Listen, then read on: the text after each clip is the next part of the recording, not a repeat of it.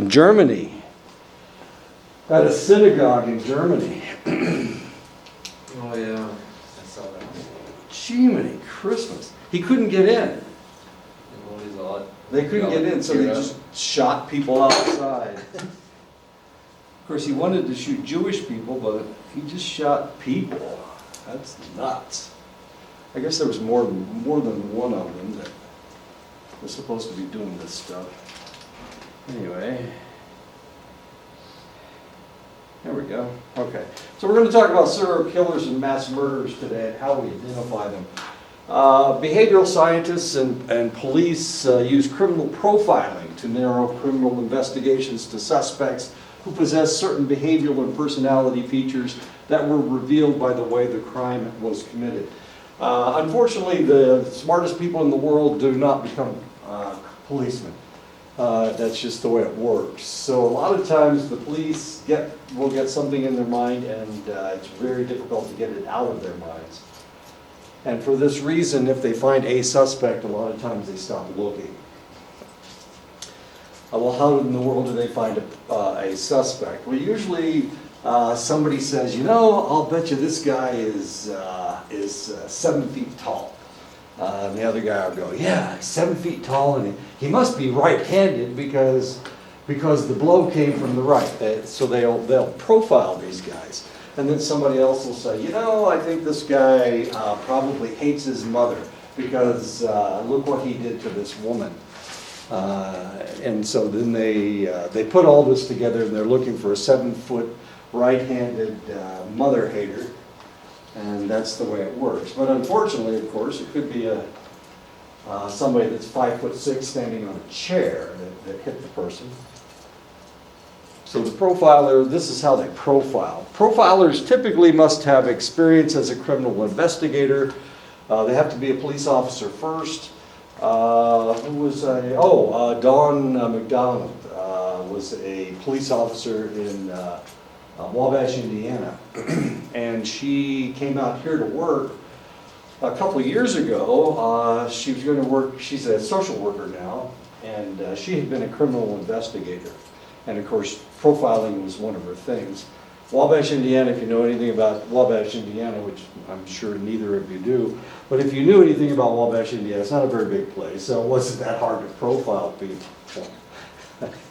Profilers typically must have experience as a criminal investigator. Only about 10% of the psychologists and psychiatrists surveyed reported any profiling experience, and this is part of the problem. They did research where they sent surveys out to the profilers, and what they discovered was the profilers didn't have any formal training. They just kind of became profilers because they guessed right more than anybody else did. You think I'm kidding? Unfortunately, that's true. So they sent them a scenario, and they had them profile the individual in the scenario, and they hit about right around 50%. Well, that's guessing. That's yes or no. So they didn't really do a very good job, unfortunately. And like I said before, police officers don't tend to be your most brilliant people in the neighborhood. A lot of times it's the only job they can find. The major source of research and development on criminal profiling has been the FBI's Behavioral Science Unit. If you watch Criminal Minds, is about the FBI's Behavioral Science Unit. The reality behind the BSU is that they hit about 50% as well. It's one of the reasons why when we have a serial killer in the United States, they usually aren't caught until they turn themselves in, unfortunately. So even the most brilliant FBI minds in the United States have a difficult time identifying these individuals. The BSU came around in the 1970s. The reason it came around in the 1970s was because J. Edgar Hoover died. J. Edgar Hoover didn't believe in that kind of stuff. He thought all police officers had an innate ability to understand who the bad guy was. So as soon as he died, started applying all this psychology and sociology, a more of a scientific approach to guessing who the bad guy was.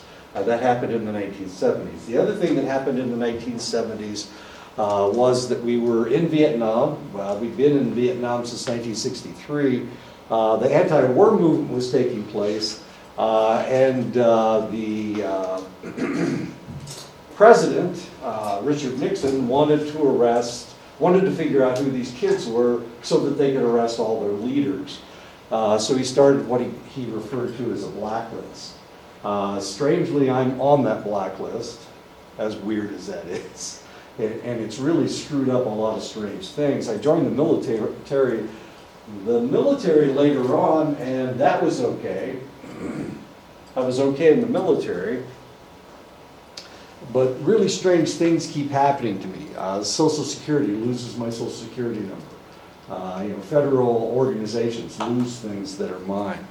I applied for unemployment one year, and they lost my application, as strange as that may seem. Of course, unemployment has to do with your state. Doesn't have anything to do with the federal government. But when we investigated, we found that the federal government had come in and had red flagged my unemployment. So I never got unemployment. I mean, it just got lost, and the whole bureaucracy just ate the whole thing up. I have to go down to the Social Security office today and talk to those individuals because they lost my application from May. I applied for Social Security. I'm 70 years old, so when you're 70, you can't accrue any more Social Security time, no matter how much you work. So I have to start getting Social Security now. Anyway, and they've lost my application again. So we'll see what happens. It's like my Social Security number leaves off the last number or something, and it's incomplete. It's just the most bizarre thing. But in the 1970s, I was on Richard Nixon's blacklist. But that's one of the reasons why the BSU unit was started, so that they could identify and arrest the student leaders of the anti-war movement. I wasn't a student leader of the anti-war movement. I just happened to be there a couple times, and that's what happened. Much of the historical focus of the BSU was on violent offenders, especially those who commit bizarre or repeated crimes. So we're looking at serial killers. We're looking at individuals that do really strange things. We're not looking at normal murderers or mass killers. We're usually looking at really strange crimes.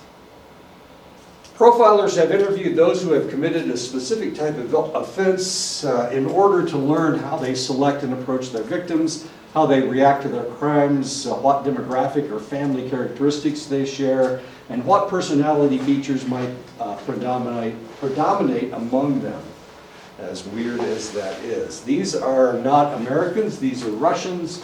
You can see they have the prison tattoos. This guy has cut off his index finger, which is probably the worst finger to cut off. The Yakuza, the Japanese criminal organization, cuts off your little finger, they don't cut off your index finger. This is, you use this one too much, you don't use that one hardly at all. But as you can see, this guy cut off his index finger for no reason at all. Let's see, he's got a leopard. I don't know what those things are. The Russians are kind of weird. They've got all kinds of odd symbols and whatnot. Anyway, now you know what kind of underwear they wear in Russia. Nobody wears boxers? Those aren't even briefs. I'm not sure what those are. Okay, here's a famous case from Albuquerque. These are the three individuals that murdered the little girl, the little 10-year-old, the mother, and I think this is the mother. If I'm not mistaken, this is the mother. Yeah, she's the one that put her daughter up for sale on the internet. For some reason, this was her boyfriend, and and he and his sister? Cousin? I think it's Cousin, maybe it was his cousin, yeah. Well, these are the two people that raped and murdered the little girl. And these are the two that started to dismember and burn the body. I don't know what's happened with this case. I was gone over the summer, so I get to watch Albuquerque television, but I don't know what happened. Have they convicted them? Are they in jail now? I know they're in jail. They couldn't let them go. For a while there, the defense attorney for the mother was saying that it wasn't her fault, that she has a mental illness. I think that's where it left off last, where the mom got to go to the clinic and those two actually were, Okay, so they haven't actually, really- they haven't gone to trial yet. no. I think it's this coming year, isn't it? They're supposed to have had a trial It's been this such year. a long time. What, like, what, 3-4 Yeah, years? Yeah, yeah. Huh. It's when I first got here that this happened. Kind of right after Ashley and Mike around that same time. It was in the fall, if I Yeah. remember correctly. Historically, most homicides were committed by killers who were well acquainted with their victim and had a personal but rational motive, killed once and were then arrested. That's usually the way murders go. You kill your neighbor, you kill your uncle, you kill somebody that you know, and you kill them for a reason. Usually that reason has to do with passion or it has to do with money. There has to be a motive. Stranger murders are not that common. Somebody just shooting somebody for no reason whatsoever is not that common. However, last spring in Albuquerque, they had a lot of road rage, and people were just shooting people, driving in their cars. Sometimes they were angry because of they had a reason. Sometimes there was no reason. They just shot people. There was a little 6-year-old boy that was shot. Where was it? It was Ohio, wasn't it? A 6-year-old boy that was shot while he was riding in the car. He's in the back seat of the car, and somebody shot him. They shot him in a moving car, which is not an easy shot to make. In the past 2 decades, increased attention has been paid to patterns of homicides involving killers who attack multiple victims, sometimes with irrational or bizarre motives, and who are much less likely to be apprehended than in former days because their victims are strangers. And of course, these are 6 cases where that is exactly what happened. This is the Aurora theater shooter. This is the Sandy Hook guy. This is the guy from Virginia Tech.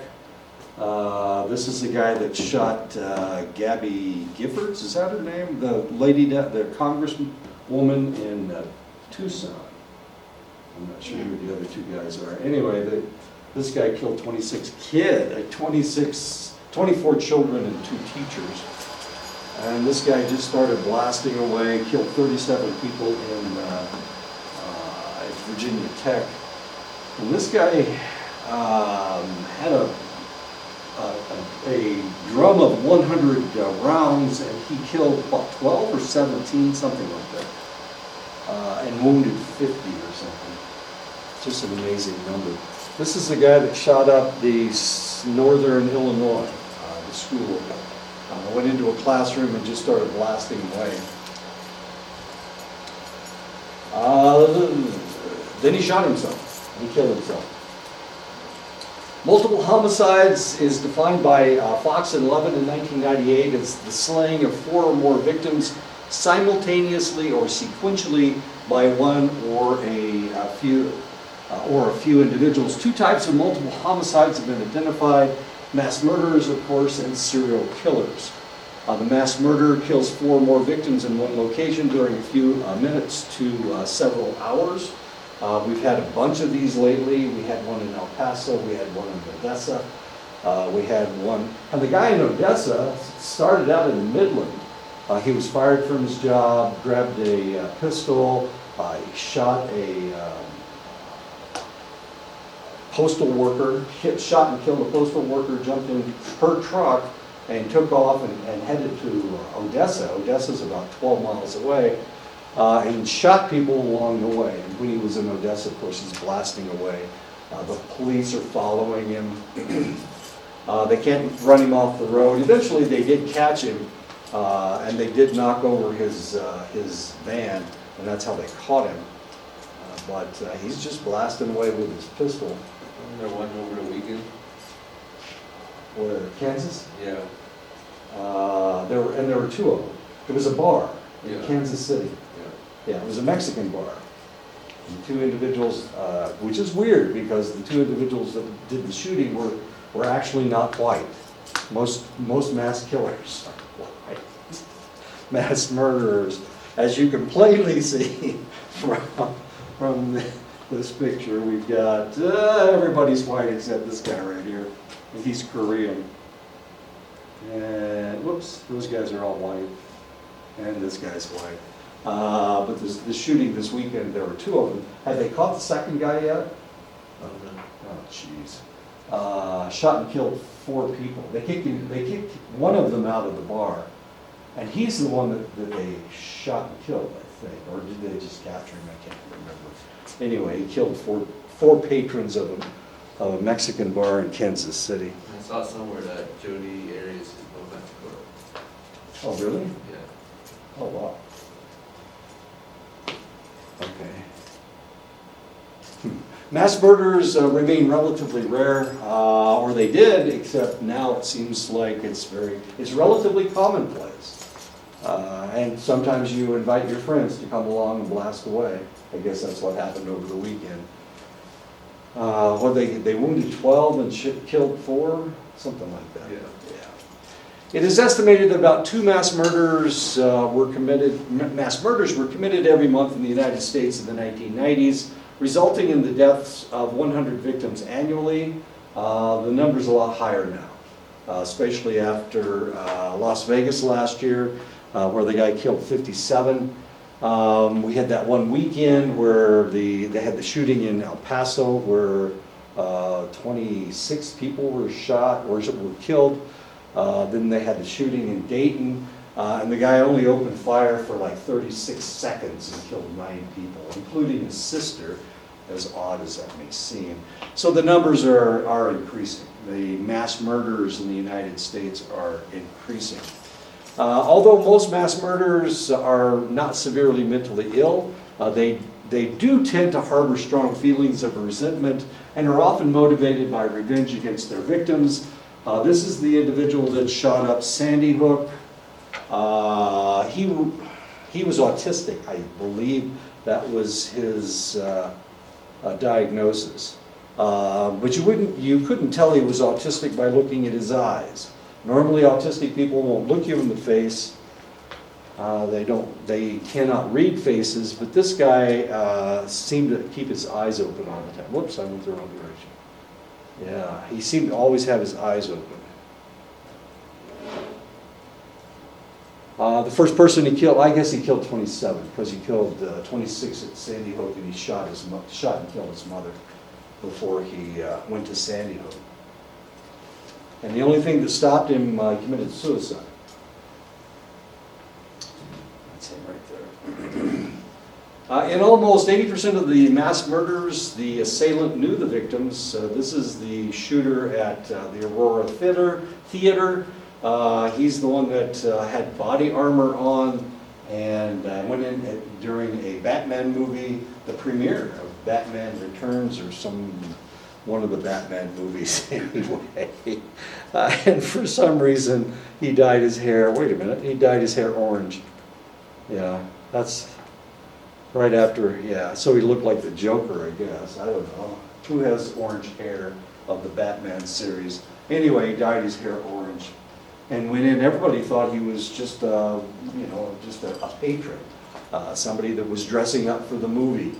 But of course, he opened fire, and everybody learned that that wasn't the case. The typical assailant is killed at the location of the crime. Or he commits suicide, or he surrenders to the police. Surrendering to the police isn't all that common. Usually, it's suicide by police. That's what he's looking for. He's looking to be shot by the police, and then he becomes a martyr to some select odd group on the internet. I'm not exactly sure how this works. Timothy McVeigh, of course, Timothy McVeigh blew up the Murrah building in Oklahoma City on the anniversary of the Waco Branch Davidian attack, when the Branch Davidian compound was overrun by the FBI and the ATF. So he did it for a reason. He did it in order to start a revolution. He literally wanted to start a revolution in the United States. And he thought that, what's the most conservative place I can possibly go? Where are the people so whacked out that they listen to Rush Limbaugh all the time? And the answer was Oklahoma City. Well, I had just moved away from Oklahoma City. My God. This was a year after I left Oklahoma City. So when they were rescuing all the people, or they were trying to rescue the kids in the Murrah building, of course, I knew all those guys because I worked in medicine in that town. So I knew all the EMTs, and some of the doctors that were working there. It was really kind of exciting to watch all my friends trying to save all these lives. I killed 57. A lot of them were kids because the nursery was on the bottom floor, and the Murrah building just collapsed onto the bottom floor and killed a lot of the kids, unfortunately. But he was trying to start a revolution. And they caught him in Oklahoma. He thought that he could go hide in anybody's house because everybody listened to Rush Limbaugh, and they agreed with him that the United States government was corrupt and needed to be overthrown. I think Bill Clinton was the president, wasn't he? I think he was, yeah. Yeah, Clinton was the president. But that's not what happened, of course. They caught him anyway. Spree killers are a special form of mass murder in which the attacker kills victims at 2 or more different locations with no cooling off interval between the murders. The killing constitutes a single event, but it can either last only a short time or go on for a day or more. This is the famous Starkweather. This is the first time we ever saw anything like this. This was a spree killer. This was in Kansas. Starkweather worked for he was a farm worker, and he worked for a farm family. This is the daughter in the family. She was 14 years old at the time. He fell in love with her. He thought she was being emotionally abused by her parents, so he shot and killed both of her parents. And then they got in a car and they took off across country. Anytime they needed something, they took out their weapon and they killed people, and then they took whatever they wanted. They carjacked, and of course this went on for a couple days. Eventually, I think they only killed 6 people. That sounds, 6 is a lot, but they only killed 6 people. He did all the killing, and evidently they were in love. You know how love is. Love is blind. It's also kind of stupid. Anyway, the famous Starkweather incident. There's a movie about this. Okay. And Born Killers with Woody Harrelson is kind of about this. Natural Born Killers? Born Killers. Natural Born Killers.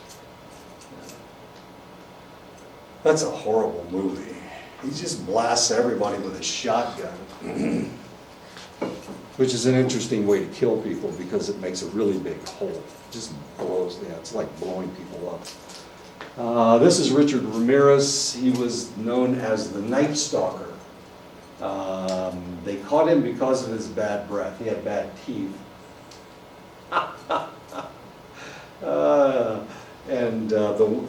He murdered some of the women that he raped, but some of the women he didn't kill. And they talked about how charming he was, but also his really horrible breath. Turned out that he had rotten teeth. After he was arrested, they fixed his teeth, so everything's better. He's dead now. He died in prison. He died of cancer as interesting as that is. At 53, he died of cancer. Serial murderers kill 4 or more victims, each on a separate occasion. Serial killers usually select a certain type of victim who fulfills a role in the killer's fantasies. In his case, it was vulnerable women. So he was referred to as the Night Stalker. This was in the Los Angeles suburbs area, which is massive if you have ever been out there. And he would find an open door, and if there was a woman that was alone in the house, he would actually stalk them to the extent that he knew that they were alone. And then he would go in and he would rape them. If they fought against him, he killed them. If you read the history of this individual, his cousin was in Vietnam, and his cousin took pictures, as some soldiers do, of their victims. Some of them had their heads blown off. Some of them had multiple gunshot wounds. Of course, we're talking about military weapons, so there was a lot of damage that was done. Anyway, they would, and this is what he would do. As a child, he would go over to his cousin's house, and they would look at these grisly pictures. And for some reason, it stuck in his head, and he wanted that. He desired to create his own grisly pictures. The odd thing is, he really didn't. He didn't do any of this stuff. He just killed them. He didn't. He liked to strangle them, though. Of course, that was his MO, was strangling. There are cooling off periods between serial murders, which are usually better planned than mass or spree killings. Ted Bundy, of course, was a mass murderer. He was a serial killer. He was also a rapist. He had this desire to kill his girlfriend. He was engaged at one point, and his girlfriend rejected him. And because of that, if he saw somebody that looked like his girlfriend, he would stalk them and seduce them, and then he would murder them because they looked like his girlfriend. So if you look at the pictures of all the people that Ted Bundy, that we know that Ted Bundy killed, they all looked alike. Like his wife. His Well, ex-wife. like his girlfriend. They were never married. And he was charming. He was a very charming individual. Have Well, you seen the new Ted Bundy movie on Netflix with Zac Efron playing Bundy? who is it? Who's playing Bundy? Zac Efron, the kid from High School Musical. Oh, God. And he really does look like him. And Does he really? He's really creepy. He's so creepy. My daughter watched it with me the other day before she left for fall break. That's horrible. She likes, remember I was telling you she likes those kinds of things. Her favorite place is the Museum of Death in downtown LA. We have a... The only portion of that museum she will not go into is the taxidermy place because she likes animals. So she saw that, she's like, that's a room of death I'm not going into. And I'm like, okay, weirdo, let's go. Wow, it's like a zoo of dead creatures. There's a name for that, for people who like the macabre, like to see blood, like to see torture. It's called hepiphrenia. Yeah. And back when I first started in psychology, it was a form of schizophrenia. There were so many people that focused on death and dismemberment and whatnot, that they actually had a form of schizophrenia, referred to as hepiphrenia. But I started in psychology in the 1970s. What was going on before the 1970s? Who were the people they were talking about? They were talking about World War II vets. They were talking about World War I vets who had seen the most horrible things you can possibly imagine. So there was a lot of this out there. There were people that were suffering from, it was a form of PTSD. And of course, just like Richard Ramirez, it wasn't the guy that took the pictures. It wasn't the guy that kept the pictures. It wasn't the guy with a jar full of Viet Cong ears. It was the kid that saw all that stuff. He was the one that suffered from it. And it was the same way with World War I and World War II. Kind of like residual effects of what what they had seen. Right, right. And it had become sexualized. That's the problem. So Richard Ramirez, when he was forming his ideas of what sex was supposed to be, That came in play right at that time, so he got the two kind of mixed. got the two really mixed up. Oh, man. Sure. And it happens from time to time. Normally, we develop our sexual desires and sexual fantasies in a normal manner, potentially, but he didn't, of course. Now with all the pornography on the internet, we just don't know. I mean, and it could get really horrible. One of the things that we do know is that there's more sexually transmitted infections reported in the United States now than in our history. So we have the most gonorrhea, chlamydia, and syphilis in the United States right now than we ever have, despite the fact that we can treat it. Once upon a time, we couldn't treat syphilis. We couldn't treat either one of them. We needed to develop penicillin, and we didn't develop penicillin until just before World War II. So before that, you would think that there would be masses of people with gonorrhea and syphilis, but there weren't that many. It was during the Victorian era when sexuality was more controlled. Now that it's not controlled hardly at all, of course, and people are hooking up on the internet.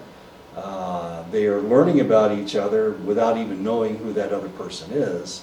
Well, they're transmitting their sexual problems. To another person. No, in more ways than one, and it's going to be interesting to watch and see how all this stuff works out. Characteristics of serial offenders: more than half of the murders were sexually motivated, and of course that's another instance of an individual that is sexualized using something odd. This is Edmund Kemper. He's from Montana. Edmund Kemper liked to hunt. He liked to shoot things. He liked to kill birds. He liked to kill small animals with a .22. Well, one day he came home and he lived with his grandfather. His grandfather gave him a hard time, so he shot his grandfather in the head and killed him. Since his grandmother was in the house too, he went over and shot her and killed her as well. So this was when he was 15 years old. He was a murderer at 15. He murdered both of his grandparents.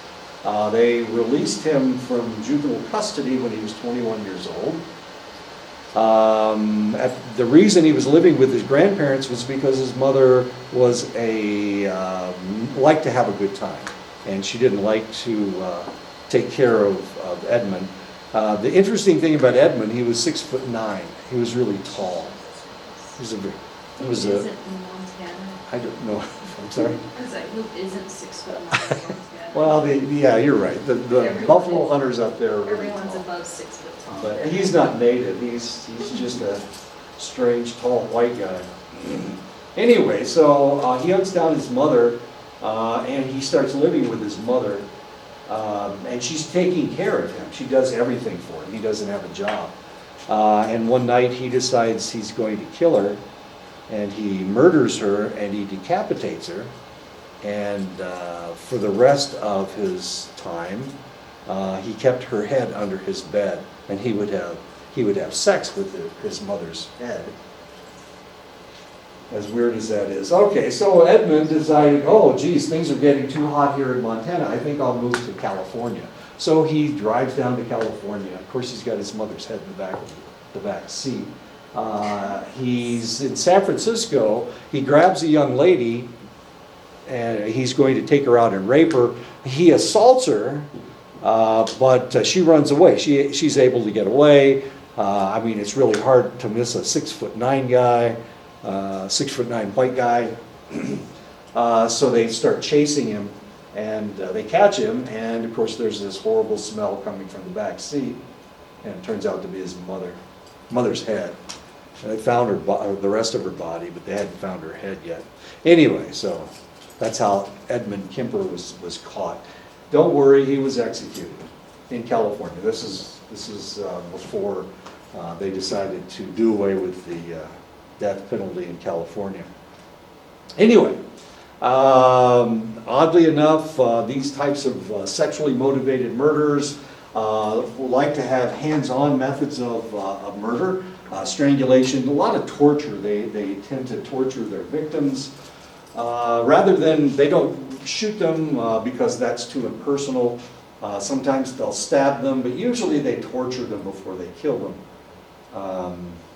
They often keep souvenirs, sometimes in the form of body parts from their victims, to commemorate their savage attacks. In his case, of course, it was heads. He kept his mother's head, as weird as that is. There you go, Ted Bundy. Or Zac Efron, whichever you like. I just see Zac Efron now after watching that. That's just all I see. So crazy. He definitely got those eyes locked in. There you go. And it's really creepy. Characteristics of serial offenders. Serial killers are not typically psychotic, so you can't tell who they are. They do tend to be antisocial. They have no empathy, they have no remorse for their victims. So there's a lot of torturing taking place.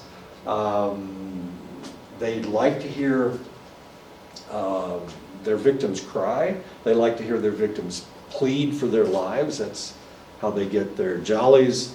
Of course, Levi and I were in class yesterday, and we were talking about the guy that, the mass murderer who may have killed 93 people, or at least that's how many he's admitted to killing.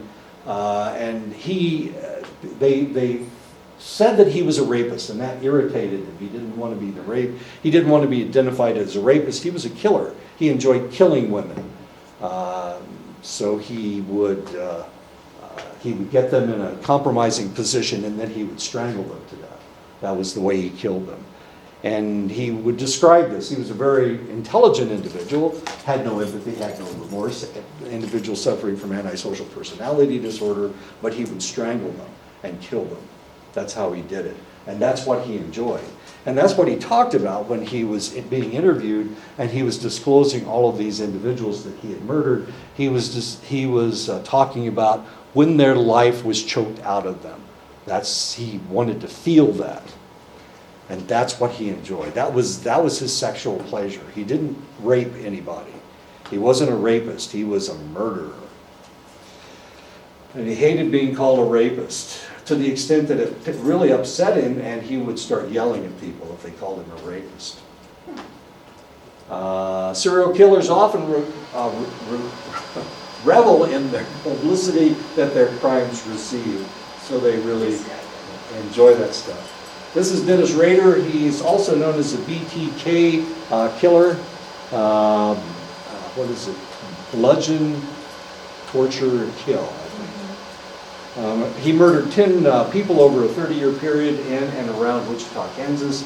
The reason he wasn't caught was because he looked like a model citizen. He was a Boy Scout leader, and he was the president of Christ Lutheran Church in Wichita, which is one of the largest churches in Wichita, Kansas, as weird as that is. Nobody could believe it. Everybody knew Dennis, and everybody loved him. They thought he was just a model citizen. Well, he was when he wasn't murdering people. He'd do anything for you. All of his neighbors swore that he was the best person in the world and that he couldn't possibly be the BTK killer, except he confessed. Finally, he confessed. It wasn't the police that tracked this guy down over a 30-year period. He would write them these horrible, taunting letters, telling them how stupid they were. And they still couldn't catch him. They couldn't find any fingerprints. They couldn't identify the ink that he used. He changed his handwriting so they couldn't tell who it was. It was just ridiculous. And of course, eventually he gave himself up because he was tired. He was tired of keeping this secret. Dennis Rader, the famous BTK killer from Wichita, Kansas. Fox and Levin in 2005 have provided examples of different motivations for serial and mass murderers. This, of course, is Charles Manson. The interesting thing about Charles Manson is he never killed anybody. yet he was convicted of murder because he was a leader and he told people to do that, and they did. They murdered people. Him and the Manson family. So there's 5 different types of mass murderers and serial killers. There are 5 different reasons. One is for power, one is for revenge, sometimes it's loyalty, and of course that has to do with Charles Manson. Sometimes they do it for money, as interesting as that is, and of course terror is another reason that they murder people. A lot of strange stuff going on right now. The people that were fighting for us, helping us, the ones that were the soldiers on the ground, the Kurds, are being attacked by the Turks, which are another ally of ours. I know, so we've got this. So we just moved out of the way and said, oh, you guys go ahead and hash it out. Yeah, and the rationale that he gives is, this is the only time they've ever helped us, so why should we be nice to them, the Kurds? The Turks hate them, the Iraqis hate them, the Syrians hate them. Everybody hates the Kurds except us because they were not just our allies, they were the people doing all the killing and doing all the being killed. They've lost over 11,000 troops in Syria fighting ISIS, and of course, what have we lost? 7. We've lost 7 people in Syria.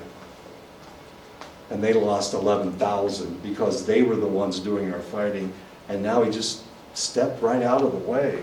And everybody's pissed. This may get him impeached. This really may get him impeached. The Republicans can back him. They can say,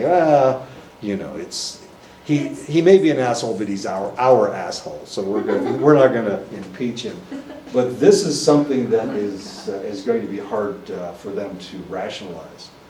It's hard for anybody to rationalize. Everybody's mad. The military's mad. Some of his administration is pissed off. It's going to be interesting to hear what Mike Pence says, because Mike Pence was my governor once upon a time.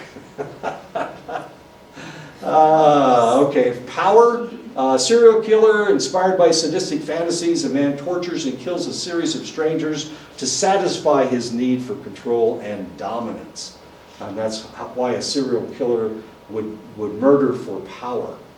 Mass murder, a pseudo-commando dressed in battle fatigues and armed with a semi-automatic weapon. He turns a public area into a war zone. And of course, we see this over and over and over again in the United States. None of these individuals dressed in these combat fatigues with military weapons, none of these guys are military people. Military people are trained not to do that kind of stuff. They understand why they're killing people. They understand why they're being trained. These individuals are just picking this stuff up off the internet, and they're wannabes. They're wannabe soldiers. They're wannabe fighters. And for some reason, they get angry with a select group of individuals. The guy that shot up the synagogue in Pittsburgh. And they do it, and they kill people for no reason at all. Well, for their reason, of course. Revenge. Serial killer grossly mistreated as a child. A man avenges his past by slaying women who remind him of his mother. Now, unfortunately, when we talk about mass murderers, a lot of times, especially if it's a male, it's mom that did it. If it's a little girl that was tortured by her mother or was treated poorly by her mother, then she probably has dissociative identity disorder, develops a dissociative identity disorder. Of all these mass killings we've had over the last 2 or 3 years, there was only one female. And she did it for revenge. She did it because she was fired from her job. This was in Massachusetts. After being fired from his job, or her job in this case, of course, a gunman returns to his work site and opens fire on his former boss and co-workers. This happened in Aurora, Illinois, about 6 months ago. And it was an African-American gentleman. This hardly ever happens. It's usually a white guy. Why? Because white people, for some reason, are enamored with weapons. They love guns for some ungodly reason. Loyalty, a serial killer, a team of killers turns murder into a ritual for proving their dedication and commitment to one another. This is what happened with Charles Manson, with the Manson family. Mass murder, a depressed husband or father kills his family and himself to spare them from a miserable existence and bring them to a better life in the hereafter. This is why Andrea Yates, this is why she murdered her children, was to save them from her. She felt like the devil was in her, like there were demons inside her, and she couldn't raise her children properly, so she drowned them all, which is not the easiest way to kill somebody. If you've ever tried to murder somebody, drowning is really hard because they fight. Unless you can hold them underwater, and the water is relatively deep, it's really hard to drown somebody. I can't even get all the air out of my pillow when I'm washing it in the washing machine. I don't even know how people drown one another. Don't ever become a mass The murderer. other day yesterday, I was washing my pillows. I was like leaning over into the washing machine trying to squeeze out all the air from my pillow, and I'm like, how do those people do this? I'm standing there, and I'm like, it's been 10 minutes and all the air isn't even out of this. I was like, oh well. You're so Let it impressed go, with and Andrea it still Yates. comes back to the top. I'm like, oh, forget it. I just twisted it. And she did that 6 times with 6 different kids. Oh my God. Amazing lady. Prophet, a serial killer, a woman poisons to death a series of husbands to collect on their life insurance policies. There was a famous case in the 1920s. It was a Scandinavian woman. And if you know anything about Scandinavians, they like their women husky, healthy. Robust, that's the good way to say it. Anyways, and she invited all these Scandinavian farmers to marry her. She advertised in the newspaper in Chicago. So all these Scandinavian farmers were coming around, and of course she asked them how much money they had, and they showed her, and the next thing you know, they were dead. She not only poisoned 5 men and buried them in her backyard, but she also poisoned her daughter and her stepdaughter. And then she disappeared, and they never caught her. She's the first black widow. Anyway, she murdered for profit. Mass murder, a band of armed robbers executes employees of a store to eliminate witnesses to their crime. And that happens from time to time. Terror, of course, a serial killer, a profoundly paranoid man, commits a series of bombings to warn the world of impending doom. Ted Kaczynski, the letter bomber, I can't remember what they called him. There was another name for Ted Kaczynski. He lived in Montana, and he kept sending letter bombs to all these people. The Unabomber? The Unabomber, that's the guy, the Unabomber, thank you.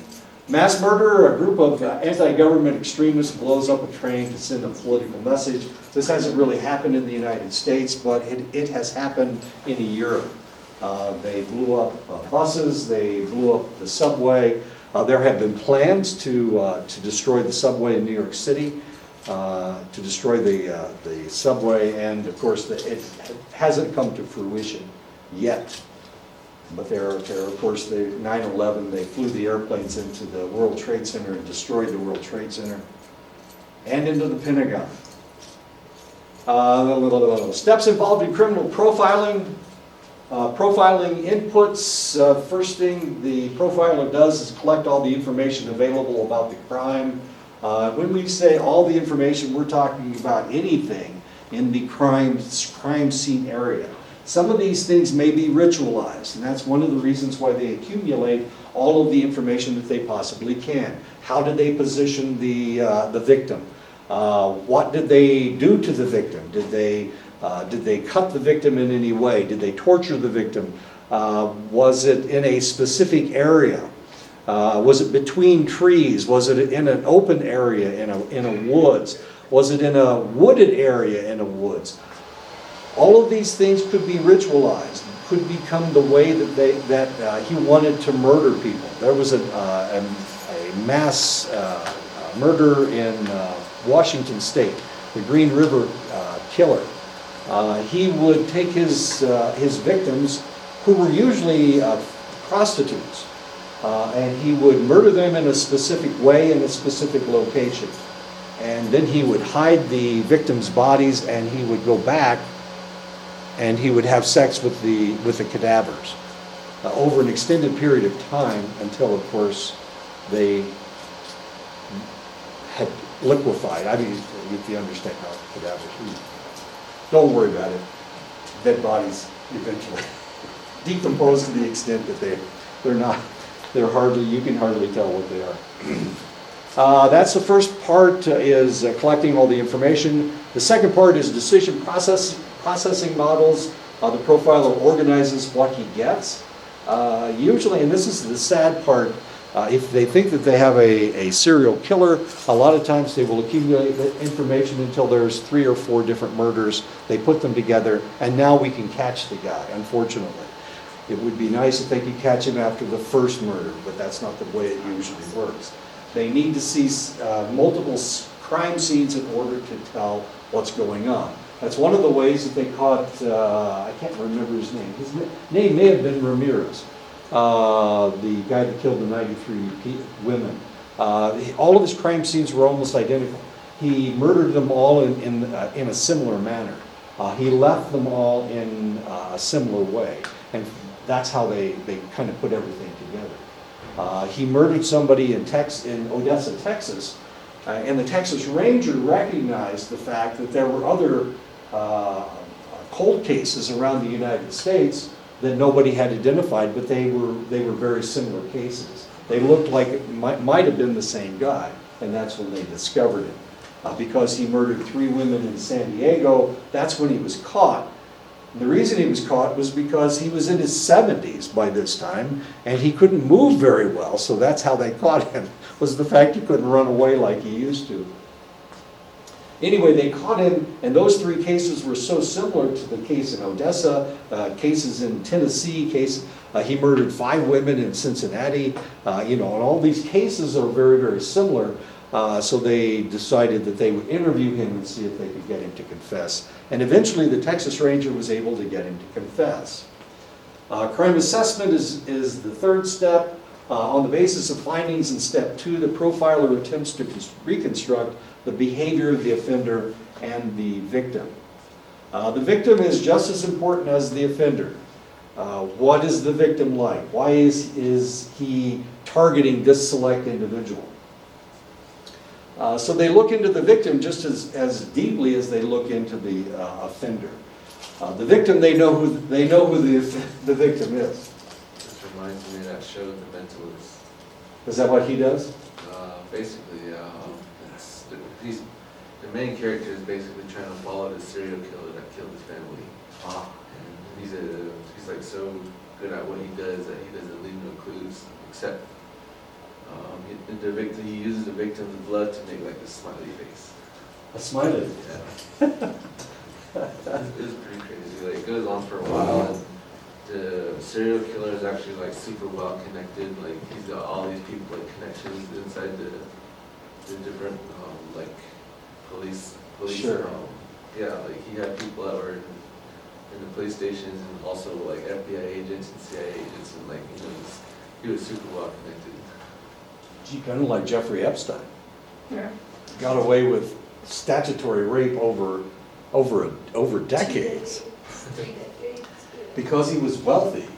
And wealthy people could shoot somebody on Fifth Avenue and nobody would care. Yeah, okay, we've heard that.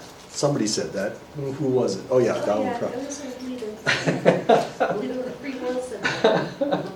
So here we have Jeffrey Epstein. He's raping 3 women a day, That's disgusting. and he gets away with it for over 10 years.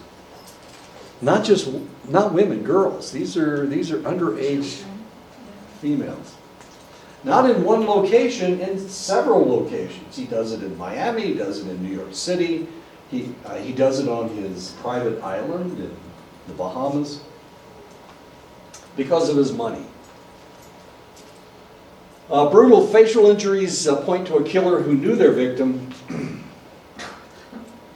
Murders committed with whatever weapon happens to be available are more impulsive than murders committed with a gun and may reveal a murderer who lives fairly near the victim. Murders committed early in the morning rarely involve alcohol or drugs. And this is kind of an interesting case. As you can see, this is a stationary camera. The individual pushes the young lady down the stairs. He's in a group of 5, I think, if I counted correctly. And they just walk away nonchalantly. 1, 2, 3, 4. Nope, there's only 4. Okay.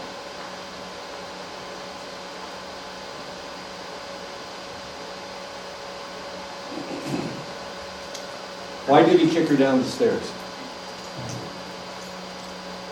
This is in England, by the way, ain't the United States. Are Brits just mean? I don't know, that makes me mad.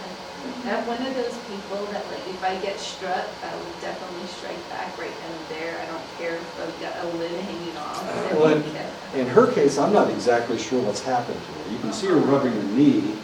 She flies down about 5 steps. Yeah. She flew Yeah. first on She the lands second. on both of her knees.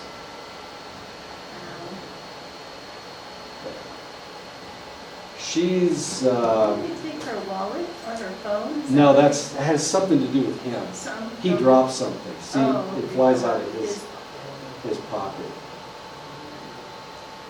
Yeah, and then the guy picks it up. Could be potential evidence. There you go.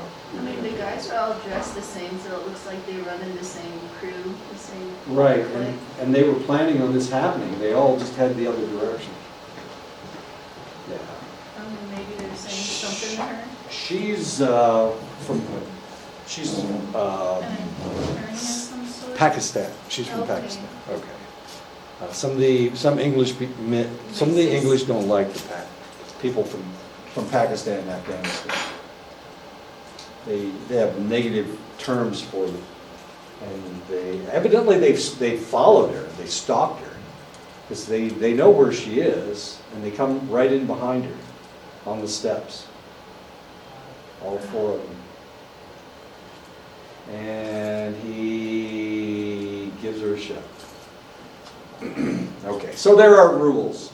If they cover up the victim's face, if they mutilate the individual's face, it means that they knew them and they're trying to destroy their identity. In their own minds, they're really not trying to cut their identity away. They're trying to brutalize their face. If it's just a weapon, and of course we see this, and if you watch murder mysteries, they grabbed a statue and hit somebody over the head with it. It's not the weapon that they would have chosen. You usually want to do something a little bit better than that. Guns or knives are much better, but this is just something that they happen to have. So it's probably a crime of passion.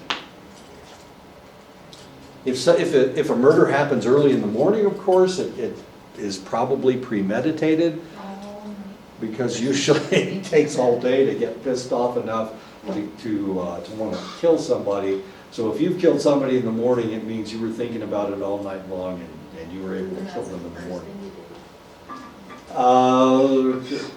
Number 4 is criminal profiling. The profiler formulates an initial description of the most likely suspects. Then number 5 is investigation. A written report is given to investigators who concentrate on suspects matching the profile. Number 6 is apprehension. Arrest of a suspect allows the profiler to evaluate the validity of the predictions. If you're thinking you'd like to be a criminal profiler, it's not a pretty thing to do. And I tell you this only because you get to see a lot of murder scenes. You get to see a lot of dead bodies. You have to investigate the dead bodies. You have to look at them microscopically, as weird as that may seem. To look in their mouths. If you've never seen an autopsy, of course you guys have never seen autopsies, but they're not the most pleasant thing in the world. In this case, in a murder case, you have to cut into everything. You have to look at everything. You have to look in their ear canals, you have to look in their mouths, you have to look down their esophagus. You just about, it's pretty brutal. But you're not brutalizing the victim. What you're trying to do is find evidence to convict the person that killed them. It's not your fault. Holmant and Kennedy in 1998 concluded that different kinds of crime scenes can be classified with reasonable reliability, and that differences in these crimes do correlate with certain offender characteristics, such as murders prior to relationships and interactions with victims. And we can usually tell that by the crime scene. If the crime was committed in the bedroom, then it potentially was an intimate partner, somebody that had been intimate with the individual prior to the murder. If they murder them in the kitchen, a lot of times if they murder them in the kitchen, rapes don't occur very frequently in the kitchen. Usually if a rape occurs, it occurs in the bedroom or it occurs in the living room. If it's a stranger rape, it'll occur in the living room. If it's a intimate partner rape or former intimate partner, it will occur in the bedroom. If it happens in the kitchen, then the individual is seeing the victim as a mother figure, and that's why they killed him in the kitchen, or the laundry room.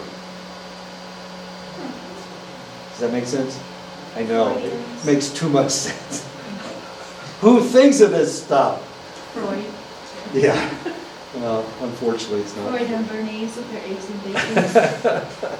Note that many say that while criminal profiling is not scientifically reliable, and it's not, it's guessing. We don't know why this individual murders people in the laundry room. We really don't know why he only kills his victims in the kitchen with a butcher knife. We don't know why. It's not scientific. It's not going to happen every time. It may have been a weapon of convenience. That's why he grabbed the butcher knife. Then, of course, he learned the first time he killed somebody that a butcher knife is a good way to kill people because it has such a long blade. So the next time he killed somebody, he killed him in the kitchen again. And here we've got a profiler that's saying he hates his mother, and so that's why he's killing these women in the kitchen. And of course, it's not scientific. None of it is scientific. It's not scientific, but it is fairly reliable. It can be potentially useful in criminal investigations, but sometimes it doesn't play out. It just doesn't work out. We have guessed incorrectly. How do psychologists learn about people's ability to detect deception? Researchers instruct some participants to lie and others to tell the truth. There are colleges around the United States, and they specialize in criminal justice. Northeastern in Massachusetts is one. The whole reason the Northeastern is there is to train police officers and FBI agents. So if you want to learn how to profile, Northeastern is a great place to go. But they have these scenarios. They create these scenarios. And what they do is they tell them to lie. And they want to see if people can tell that they're lying or telling the truth. How do you know if somebody's lying or telling the truth? We have an individual from, We have an individual from the Washington Post that is counting Trump's lies, and he's up to 12,000. He's doing really well. He set the record. I don't think anybody's going to ever break it. Hopefully nobody ever breaks it. But he's up to 12,000. So how can we tell if Trump is lying? I mean, he had a press conference yesterday, and he's just screaming at the whistleblowers. They're spies and they're traitors. And we know what he said about traitors. We know what he said about spies, that they should be executed. In the old days, they would have executed that guy. Of course, they haven't figured out who the whistleblower is yet. Now they have a second whistleblower. It should be interesting. Those stories are videotaped, so they come up with a scenario, and they want people to either tell the truth or to tell a lie. So your job as a profiler is to guess whether somebody is lying or telling the truth. These stories are videotaped and shown to observers who then judge the truthfulness of those statements. That's how they do it. How accurate is it? If you watch NCIS, of course, Gibbs can always tell if somebody's lying. I know, he's great. If we watch Criminal Minds, they can always tell if somebody's lying. They can read people's minds. The Mentalist, I'm sure, he does the same damn thing. How accurate is this? How accurate, potentially, is this a real live person, the Mentalist? Could he be a real person who can actually tell if somebody's lying or not? I've been married 3 times and I can tell you I have no clue. I am just the dumbest guy that ever existed. My wife, my first wife especially, lied to me over and over and over again. I had no clue, or maybe I didn't want to know.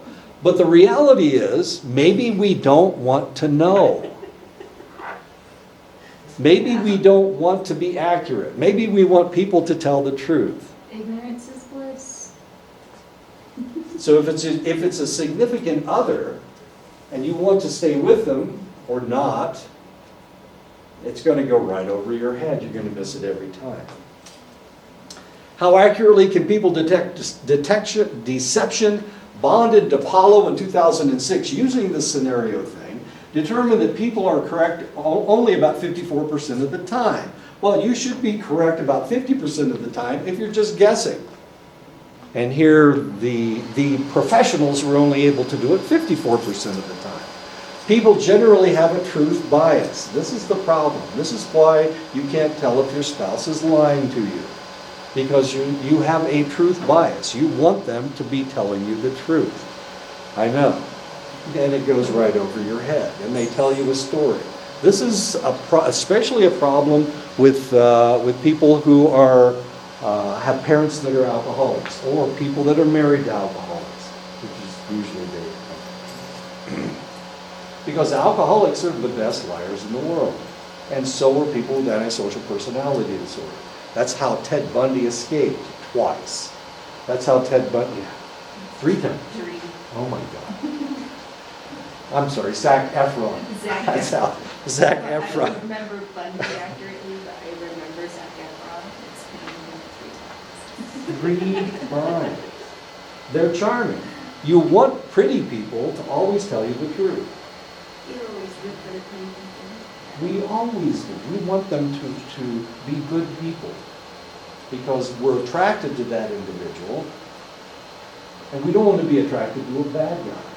So we root for them. That's what happened with Ted Bundy. Everybody was rooting for him. That's what happened with Richard Ramirez. Once they fixed his teeth and he stopped having halitosis, he had all of these marriage proposals. He's a rapist and a murderer. He had killed 10 women. And all these women are going, oh, Richard, I can save him, that kind of stuff. Yeah, right. That's kind of how I feel about Johnny Depp. So we generally have a truth bias. And that's one of the reasons why, despite the fact that Trump has lied 12,000 times in 3 years, there are still people that believe every word he says. They want to believe him. They want him to be telling the truth. So instead of trying to find out whether he is telling the truth, the assumption is that he must be telling the truth. Now, a good example of this is if your child does something wrong at school and they tell you, Mom, I didn't do it. Then you go to school and you fight tooth and nail to exonerate your child because your child never tells you a lie, which isn't anywhere close to being true because kids lie to their parents all the time. Yet a parent will go to the mat for their kid because they love them and they want it to be the truth. And this is truth bias. So strangely enough, people feel that Donald Trump is their dad.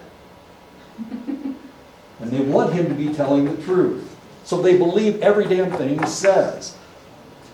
That happens with Fox News. if Trump says that the Kurds have never been our allies before, this is the only time and they're after their land. He said that yesterday. They're just after land. Anyway, that's truth bias. Subjects overall correctly classified 61% of the truthful statements as non-deceptive, but only 47% of the lies as deceptive. So they're not very accurate. They still make mistakes, just like moms and dads and Donald Trump. Does being exposed to frequent deceit make one a better lie catcher? Trained observers are only slightly better than untrained observers. There's a thing called gaydar, where people can tell if somebody's gay just by looking at them. It turns out that psychologists who are trained professionals to identify people do a worse job than some guy off the street can tell if somebody's gay just by looking at them. They are more accurate than trained professionals. The trained professionals are almost clueless, as strange as that may seem.